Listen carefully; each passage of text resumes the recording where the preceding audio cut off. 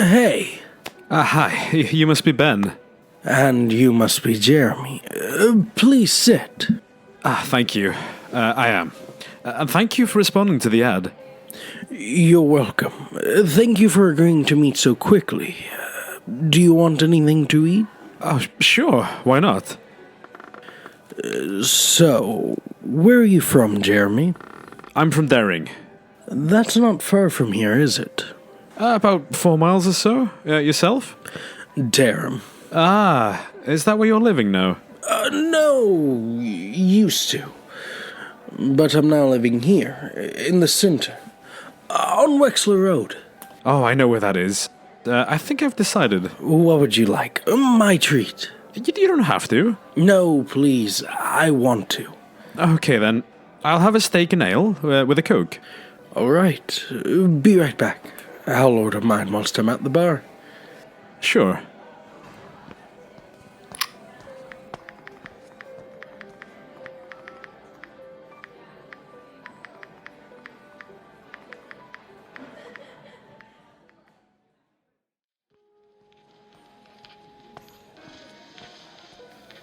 There you go. Thank you, Ben.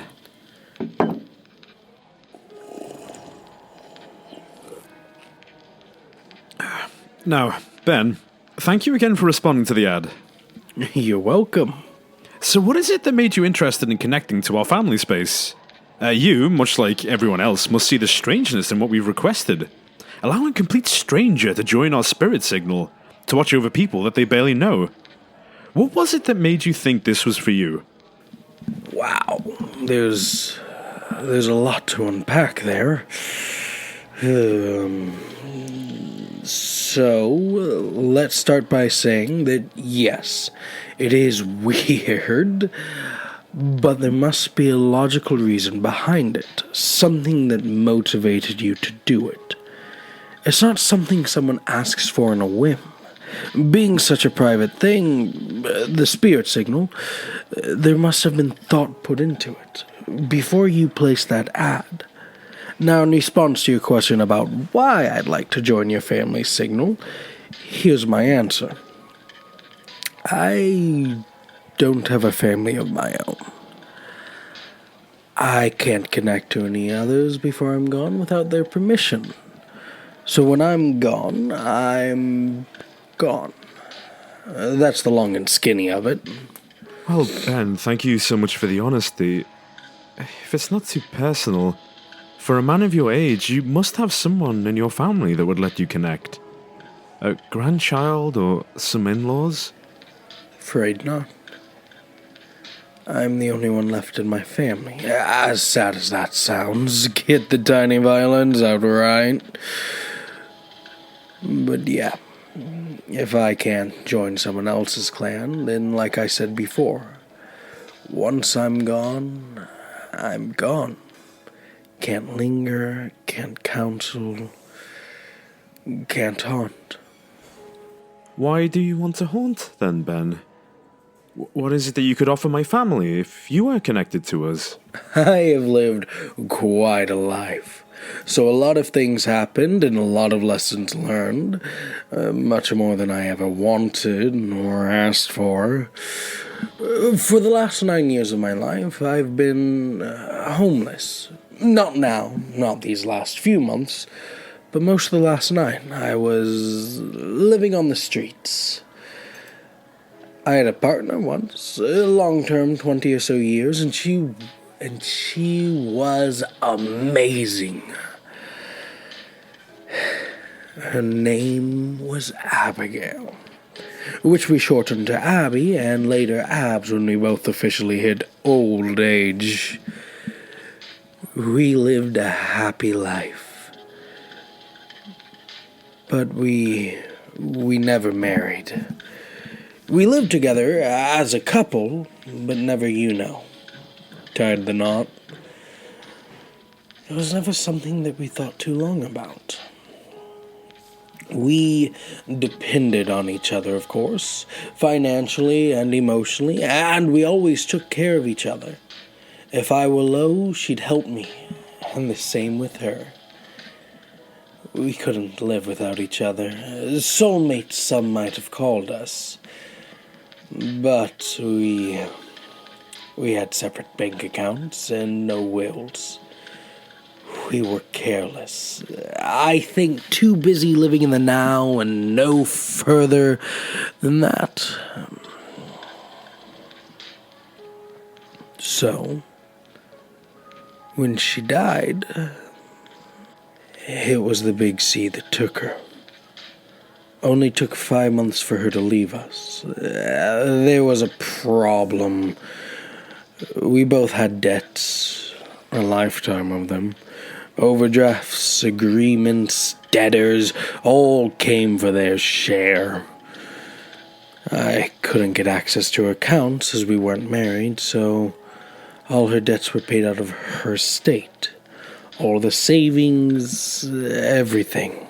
And still it wasn't enough to pay off all her debts. So, some of the debts were written off. But it had eroded it all away. I was still in grief when this all happened, and I just gave up on everything. She was my future. And that was gone. We had plans to travel and to enjoy our final years. But that was emptied out when she died. But I don't blame her for that. I wasn't made of money either. And after paying off all for the funeral costs and trying to move forward, I too ended up with nothing. I lost the home, as it was hers, and I ended up on the streets from there.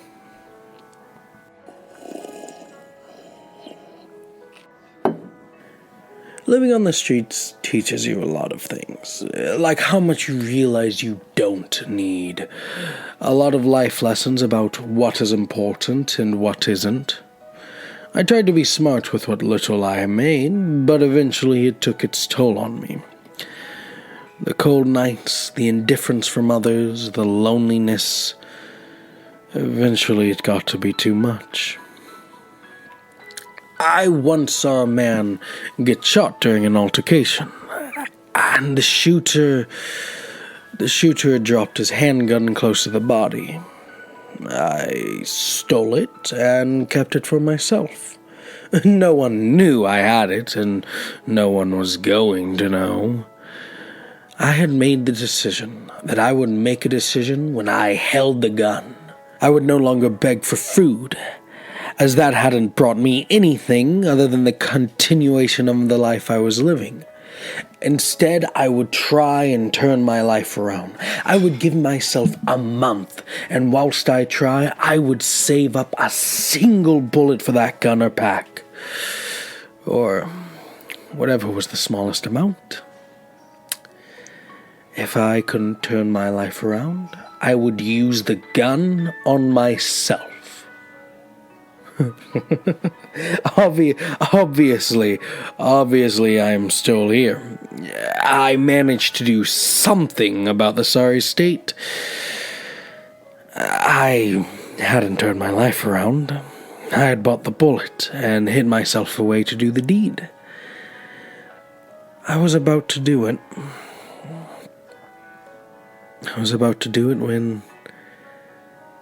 When I heard a young lady scream. She was being harassed by a couple of men, scumbags really, who wanted her to go with them as she tried to make her way home. I don't know why I did it, but I ended up going over to the girl and the scumbags, and I showed them my gun. I tried to save her.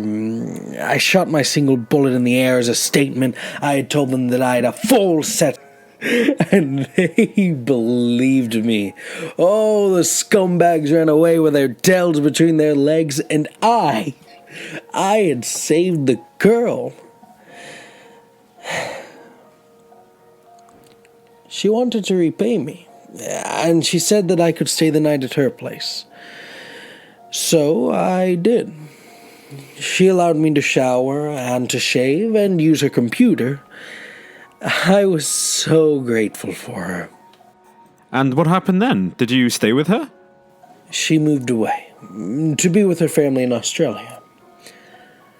I had entered her life as she was making arrangements to go. I stayed up until the final day. I helped her move, did all of the lifting and packing of the boxes, and as a reward, I was allowed to stay. I got a job working nights, moving boxes onto lorries, and when the girl moved, I asked if I could live there. The landlord, of course, asked for a deposit, which the girl paid for. Her name was Lucy.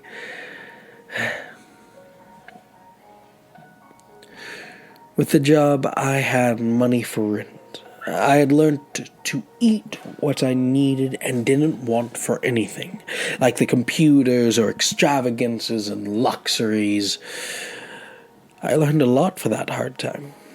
And I would love to pass this knowledge, this experience. Oh, okay then. Do you have a Continue account? I do. It's still live. With Continue working the way it does and not having a family, I would be locked out of such an incredible opportunity. Without, I would love to stick around a little longer and be an experienced figure for your family. Ah, our food's here. Oh, fantastic.